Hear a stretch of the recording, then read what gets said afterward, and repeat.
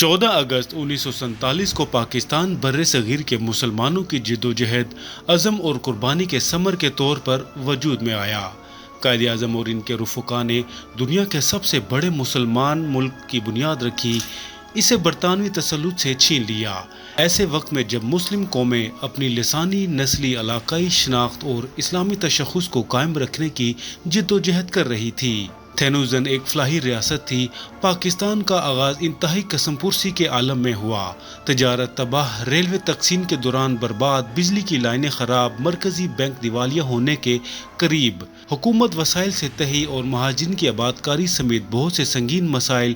بہت سے لوگوں نے پیشن گوئی کی کہ پاکستان زیادہ دیر نہیں چل سکے گا، لیکن قائد اعظم اسے اسی حالت میں بھی چلانے کی بھرپور صلاحیت رکھتے تھے۔ بصورت دیگر ناکامی کی بڑی بھاری قیمت چکانا پڑی۔ قائد کے نظریات کے مطابق پاکستان کو ختم نہیں کیا جا سکتا۔ قائد کی ابتدائی برسوں میں ہی وفات اس ملک کے لیے پہلا دھچکا ثابت ہوئی، جس کے بعد دراڑیں پڑنے لگیں۔ فوجی اور سول قیادت کے مابین توازن بگڑتا چلا گیا۔ جنرل ایوب خان نے اقتدار کی بھاگ دوڑ سنبھالی اور ملک کو طاقت کے عدم توازن کی راہ پر گامزن کر دیا۔ ان کا یہ اقدام دوسرے فوجی آمروں کے لیے جواز بن گیا۔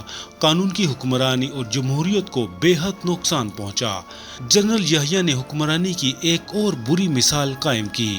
متعدد سیاسی جماعتوں کو اسٹیبلشمنٹ کی مخالفت یا سرپرستی حاصل رہی۔ کئی وزیر اعظم آئے اور چلتے بنے۔ 1971 میں سقوط ڈھاکہ ہو گیا۔ ایک اور ملک پاکستان کے برے انتخابات اور بھارت کی ریشہ دانیوں کے نتیجے میں وجود میں آیا۔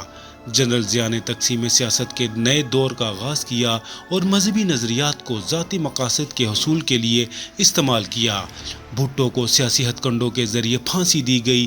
یوں ایک عظیم لیڈر کھو دیا گیا۔ جنرل ضیاء کے اقتدار نے پاکستانی سفراء کی 2 دہائیاں کھا لیں۔ سیاسی جماعتیں اتفاق رائے قائم کرنے میں ناکام رہیں۔ ایک دوسرے پر غلبہ حاصل کرنے کی دوڑ میں بدعنوانی اپنے عروج پر پہنچ گئی۔ کرپشن کے عروج نے ایک اور فوجی بغاوت کی راہ ہموار کی۔ اس بار جنرل مشرف نے عنان اقتدار سنبھالی۔ مشرف نے جمہوریت کو پٹری سے اتار دیا۔ دہشت گردی کے خلاف جنگ اور 9/11 رونما ہوئے۔ پاکستان کو عجلت میں فریقین کا انتخاب کرنا پڑا۔ یہ پاکستان کی جنگ نہیں تھی، لیکن پاکستان اس سے لا تعلق بھی نہیں رہ سکتا تھا۔ بہت سی مثبت پیش رفتیں بھی ہوئیں۔ میڈیا، مواصلات اور سوشل نیٹ ورکنگ نے فروغ پایا۔ پاکستان نے عالمی ترقی کی دوڑ میں شمولیت اختیار کی۔ بالآخر جنرل مشرف کے بعد جمہوریت کو ایک بار پھر موقع دیا گیا۔ اس بار عمران خان کی پی ٹی آئی کا مقابلہ پرانی جماعتوں سے تھا۔ عمران خان کو اپنے سیاسی مقاصد کے حصول میں 20 سال لگے۔ 2018 میں بالآخر تیسرے فریق نے عام انتخابات جیت کر حکومت بنائی۔ یہ جمہوری ترقی اور پاکستان کے نوجوانوں کا جوش تھا۔ عام لوگ روایتی سیاسی نظام سے تنگ آ چکے تھے۔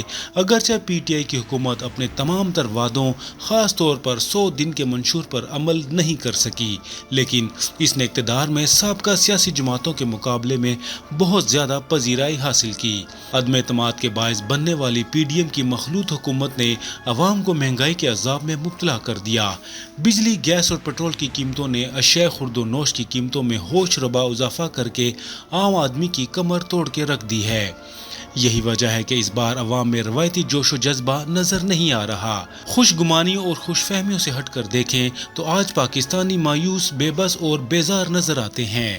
سیاسی اور معاشی مستقبل کے حوالے سے اس بے یقینی کا ہونا کوئی ایسا بے وجہ بھی نہیں۔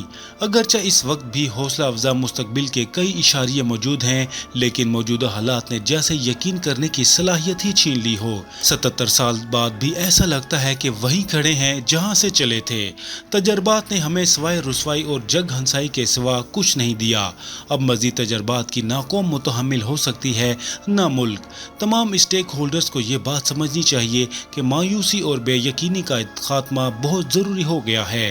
آنے والے اچھے دنوں کا یقین دلائے بغیر اس مایوسی کا خاتمہ ممکن نہیں۔ تیزی سے پھیلتی اس بے یقینی کا خاتمے کے لیے ٹھوس معاشی پیش بندی کرنا ہوگی۔ پاکستان سے پیار کرنے والوں کو مجبور محض نہیں ثابت کرنا چاہیے۔ یہ ملک قائم رہنے کے لیے بنا ہے، انشاءاللہ قائم رہے گا۔ اس سے محبت اس کے شہریوں کے خون میں شامل ہے۔ یہ خون کبھی سفید نہیں ہو سکتا۔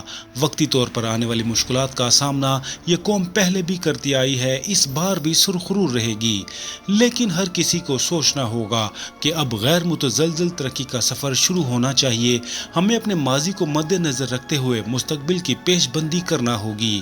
ماضی سے سبق سیکھنا ہوگا تاکہ ہماری آنے والی نسلوں میں یوم آزادی کا روایتی جوش و جذبہ پیدا ہو سکے، ورنہ ہم ہر سال سوائے لائٹیں لگانے، باجے بجانے، شور و غل کرنے اور ون ولی کرنے کے سوا کچھ اور حاصل نہیں کر سکیں گے۔